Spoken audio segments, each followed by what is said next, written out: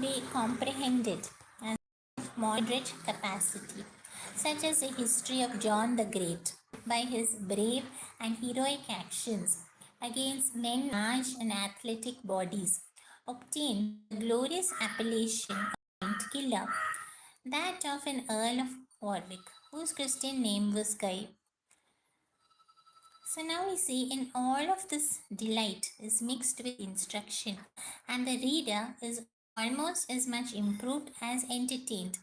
But I pass by these and many others to mention two books that are lately published, which represent a very admirable pattern of the amiable in either gender. The former of these, which deals in male virtue, was written by the great person himself, who lived the life he hath recorded, and is by many thought to have lived such a life only in order to write it. The other is communicated to us by an historian who borrows his lights, as the common method is, from the authentic papers and records. So the reader, I believe, is already conjectures. The reader, I believe, already conjectures, I mean, the lives of Mr. Colley, Sibber, and of Mrs. Pamela Andrews. So, how artfully doth the former, by insinuating that he escaped being promoted to the highest stations in the church and the state, teach us a contempt of worldly grandeur. How strongly doth he inculcate an absolute submission to our superiors.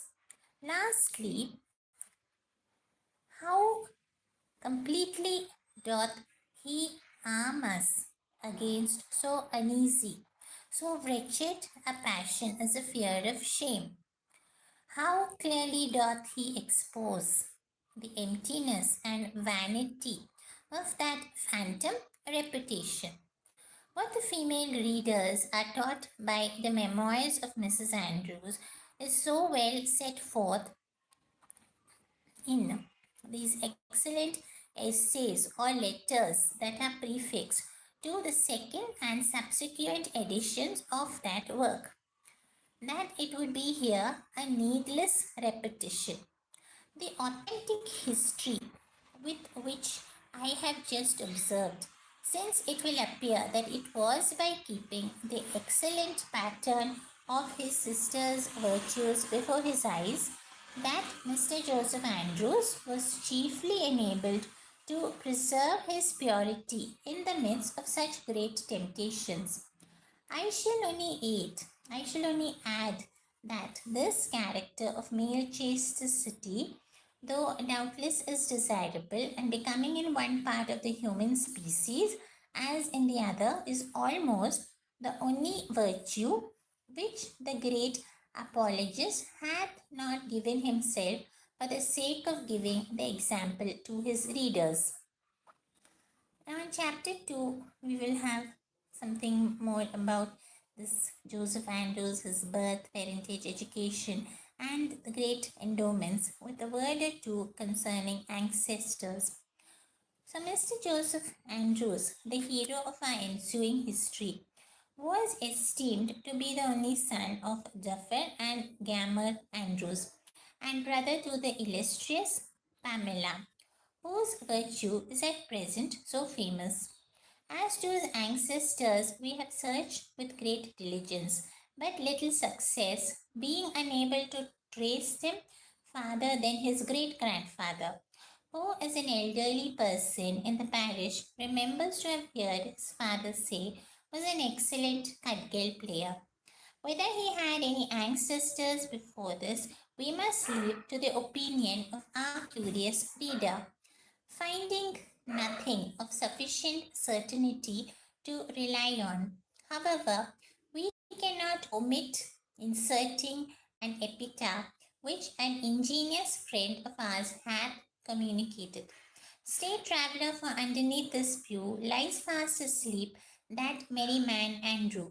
When the last day's great sun shall guide the skies, then he shall from his tomb get up and rise. Be merry while thou canst, for surely thou shalt shortly be as sad as he is now. The words are almost out of the stone with antiquity, but it is needless to observe that Andrew here is writ without an S and is beneath besides a Christian name. My friend, moreover, you can say, conjectures this to have been the founder of that sect of laughing philosophers, since this is called Merry Andrews. To weigh therefore a circumstance which, though mentioned in conformity to the exact rules of biography, is not greatly material. I proceed to things of more consequence as the best man living, and perhaps if we look at 5 or 600 years backwards, might be related to some persons of very great figure at present, whose ancestors within half the last century are buried in as great obscurity. But suppose, for argument's sake, we should admit that he had no ancestors at all, but had sprung up, according to the modern phrase, out of a dunghill, as the Athenians pretended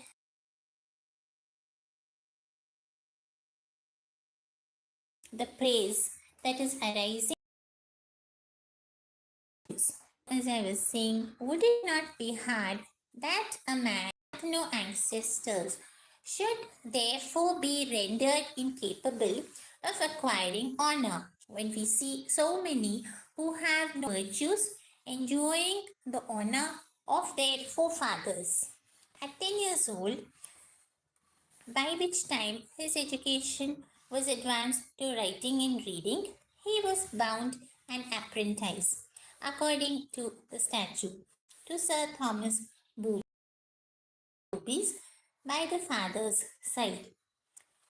Thomas, having then an estate in his own hands, the young Andrews, was at first employed in what in the country they call keeping birds. His office was to perform the part the ancients assigned to the god Priapus, which deity the moderns call by the name of Jack o' Lint, but his voice being so extremely musical that it rather allured the birds than terrified them, he was soon transplanted from the fields into the dog kennel, where he was placed under the huntsman and made what the sportsmen term a whippering.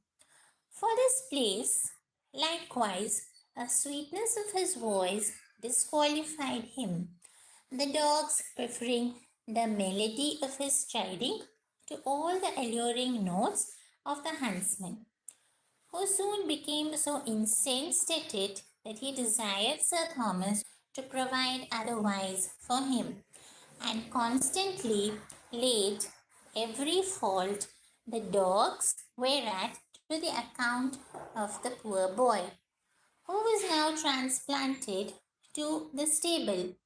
Here he soon gave proofs of strength and agility beyond his years, and constantly rode the most spirited and vicious horses to water with an intrepidity which surprised everyone.